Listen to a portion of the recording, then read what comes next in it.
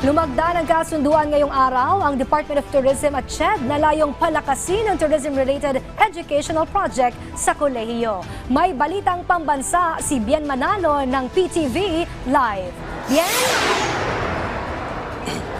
Princess Mariing kinundina ng Department of Tourism ang nangyaring pagpaslang sa Slovakian National sa Boracay kamakailan at ipinauubayan na nilang investigasyon sa mga otoridad at sa paglutas ng kaso maging ang pagpapanatili ng seguridad at kaayusan doon. Samantala pinagtibay naman ng Tourism Department at Commission on Higher Education ngayong araw ang isang kasunduan na may kaugnayan sa paggamit ng Development Fund o pondo ng higher education.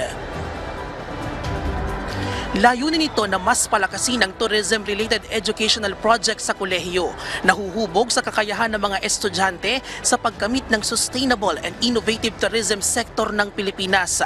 Alinsunod ito sa National Tourism Development Plan na nakatuon sa pagpapaigting ng sektor ng turismo ng bansa, nalilikha ng mas maraming oportunidad at may malaking kontribusyon sa paglago ng ekonomiya ng bansa. Target ng Tourism Department at CHED na gawing education destination sa buong Asia ang Pilipinas na nakaangkla sa mayamang kultura at tradisyon ng bansa sa pamamagitan yan ng education, tourism at volunteerism. Samantala, nakikipag-ugnayan din ang Tourism Department sa ilang concerned government agencies sa ibayong pagpapalakas ng turismo. Gaya na lang ng TESDA sa pagbibigay ng tourism-related skills training at employment facilitation. Ang Department of Labor and Employment o DOLE kung saan mahigit 200,000 trabaho ang nalikha simula pa noong 2023.